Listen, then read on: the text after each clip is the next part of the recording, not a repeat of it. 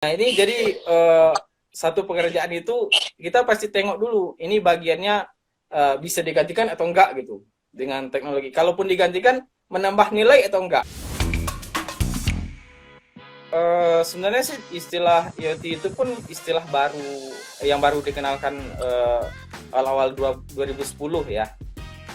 Cuma istilah itu sebenarnya cuma semacam rebranding dari istilah-istilah lama gitu. Yang intinya tetap sistem automasi yang mungkin yang sederhananya gitulah, kita mau ngapain gitu hanya dengan satu genggaman tangan gitu, dengan satu ponsel gitu, itu kan udah sistem otomasi gitu. Nah bagi pemilik usaha atau ini perusahaan itu menjadi nilai plus ini dengan adanya revolusi industri dan juga IoT ini gitu. Pertama efisiensi dari pengerjaannya gitu lebih cepat, kemudian juga human error-nya akan semakin kurang gitu karena digantikan dengan robot gitu kan. Satu pekerjaan yang dilakukan berulang-ulang yang itu aja terus-menerus itu akan berpotensi gitu. Nah ini jadi satu pekerjaan itu kita pasti tengok dulu ini bagiannya bisa digantikan atau enggak gitu dengan teknologi. Kalaupun digantikan menambah nilai atau enggak. Dengan konsep IoT ini sebenarnya kita menginginkan itu dengan budget serendah-rendahnya, dengan uang serendah-rendahnya gitu, dengan menghasilkan nilai hasil output yang sebesar-besarnya gitu. Jadi nggak butuh teknologi canggih, tapi hasilnya bagus. Kalau dari segi ini kita harus pernah punya basic pertama elektronik dasar.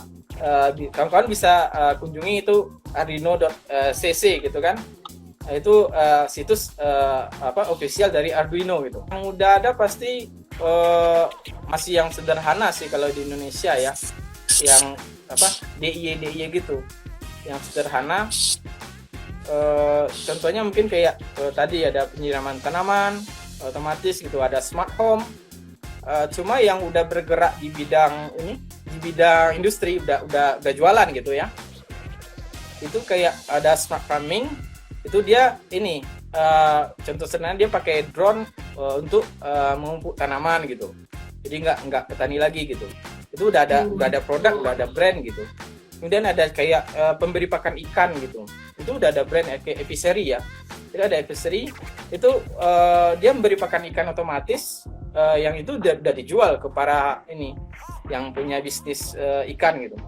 Yang banyak di sekitaran Jawa Barat dan Jawa Tengah itu mereka ini bisnisnya. Itu udah dijual dan juga udah cari karyawan, mereka udah punya banyak karyawan. Banyaknya di bidang itu. Jadi rata-rata IoT itu kalau dia nggak dikaitkan ke bidang lain, dia akan nggak punya nilai. Nilainya kecil lah bisa dibilang. Maka kalau dikaitkan kayak tadi kan dikaitkan ke bidang ini kan perikanan kan. Jadi juga ada bidang pertanian, maka nilainya akan ini besar gitu. Menambah nilai guna dari alat itu dan juga menambah ini keuntungan bagi pengusaha tersebut gitu. Itu untuk ini sih perkembangan yang nampak gitu kan di pertanian dan perikanan. Kalau manufaktur ditengok udah ada, cuma rata-rata untuk ke sana kita pasti harus ini ya, harus jadi perusahaan dulu gitu. Harus jadi vendor penyedia gitu, bisa buat satu produk adakan gitu. Dan rata-rata perusahaan untuk ini ya, untuk perusahaan kayak manufacturing itu masih percaya gitu dengan buatan luar. Sederhana ini made in Japan gitu kan, punya buatan Jepang gitu kan. Ini suatu yang nilai plus gitu bagi mereka. Rata-rata seperti itu. Kalau dari ini buatan Indonesia, buatan lokal. Nah, ini biasanya agak jadi bahan pertimbangan. Itu sih kalau di Indonesia sejauh kayak itulah bentuknya.